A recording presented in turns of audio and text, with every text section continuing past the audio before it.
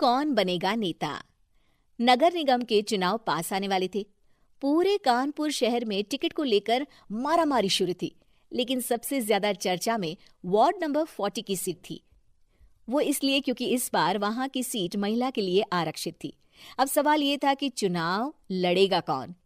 इससे पहले ठाकुर साहब वहां से पार्षद थे और इस बार उन्होंने अपनी पत्नी सीमा ठाकुर को टिकट दिलवाई और ठाकुर साहब की शान के कारण सीमा जी ने 20,000 वोटों से चुनाव जीत लिया। अरे बधाई हो सीमा भाभी, अब तो आप वार्ड की पार्षद बन गई हैं।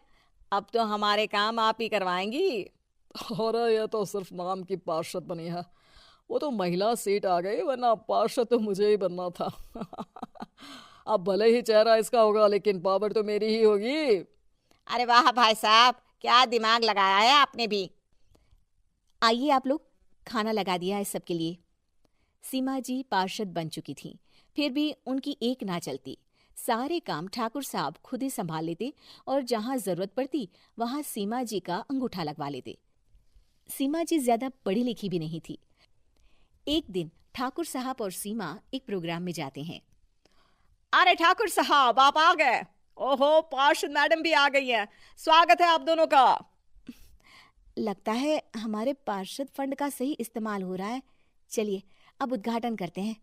ये लीजिए ठाकुर साहब कैची, आप ही सबसे पहले प्रवेश कीजिए।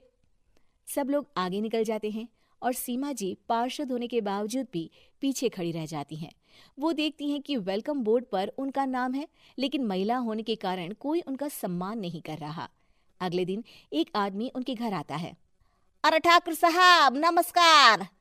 कल ना हम नोटिस किए कि हमारा घर तो अवैध है और नगर निगम वाले उसे तोड़ने आ रहे हैं। अरे कुछ कीजिए ना ठाकुर साहब। देखो भाई, मैं तो ज्यादा कुछ कर नहीं सकता, पर अगर तुम सबकी जेब गर्म कर दो तो कुछ हो सकता है। कुल मिलाकर 4 लाख लगेंगे। अरे 4 लाख ठाकुर साहब? अरे भाई, मैं अपने लिए नहीं मांग रहा हूँ। दरोगा है, इंजीनियर बाबू है, बड़े साहब है, सबको देना पड़ता है ना थोड़ा थोड़ा। बोलो है मंजूर? तभी वहां अचानक सीमा जी आ जाती हैं। अरे ये आप क्या कर रहे हैं? पहले इन्हीं लोगों से तो आपने वोट मांगे, अब इनसे ही पैसे ले रहे हो। अरे चुप रहो तुम, तुम्हारा काम है सिर्फ अंगूठा लगाना, तुम वही किया करो। मुझे दूसरे काम तुम मत सिखाओ, समझी? और तुम ना जाओ, अब पैसे लेकर आओ, वरना जेसीबी किसी भी वक्त आती होगी। सब कुछ ऐसे ही चलते रहता है। एक दिन सीमा जी और ठाकुर साहब को एक लोकल मीटिंग में बुलाया जाता है। वहां पर कई और अधिकारी लोग भी मौजूद रहते हैं। अब मैं चाहूंगा कि ठाकुर साहब हमारे बीच 2 शब्द कहें। मेरे प्यारे भाइयों और बहनों, आज मेरा सौभाग्य है कि मैं आप सबकी सेवा दिन रात कर पा रहा हूं। आपने मेरी पत्नी को भारी मतों से जिताया है, इसलिए मैं आप सभी का शुक्रगुजार हूं। मैं आप सबसे वादा करता हूं कि हमेशा की तरह हमारे वार्ड में किसी को कोई तकलीफ नहीं आने दूंगा। सभी लोग तालियां बजाने लगते हैं। अब मैं माननीय पार्षद मैडम को स्टेज पे बुलाना चाहूंगा। अपने नाम को बुलाया सुनकर सीमा जी एकदम चौंक जाती है। उन्हें बिल्कुल उम्मीद नहीं थी कि इतनी बड़ी जगह उन्हें मंच पर बुलाया जाएगा। जैसे तैसे वो मंच पर चढ़ती हैं। ऊपर जाते ही सीमा जी को सारी पुरानी बातें याद आ जाती हैं कि किस तरह उनके पति उन्हें कभी भी आगे बढ़ने नहीं देते और उनके नाम से गलत काम करते हैं। वो बोलने लगती हैं, मैं आपके वार्ड की पार्षद सीमा हूं। आप में से बहुत कम लोग ही मुझे जानते होंगे, क्योंकि इससे पहले मुझे कभी ऐसा मौका ही नहीं मिला।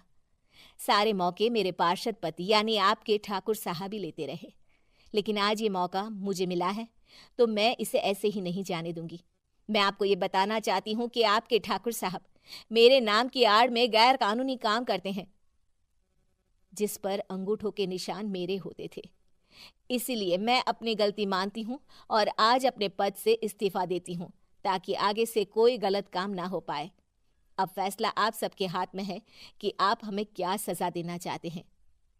सीमा जी की बातें सुनकर ठाकुर साहब के चेहरे का रंग उड़ जाता है और वो शर्म से मुंह नीचा करके वहां से चले जाते हैं और पद से इस्तीफा देकर ही सही सीमा जी अपने आप में आत्मविश्वास महसूस करती हैं।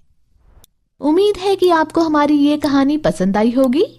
कृपया हमारे चैनल को सब्सक्राइब करें और सभी अपडेट्स के लिए बेल आइकन जरूर क्लिक करें। और हाँ, वीडियो लाइक और शेयर करना मत भूलिएगा। Bye bye.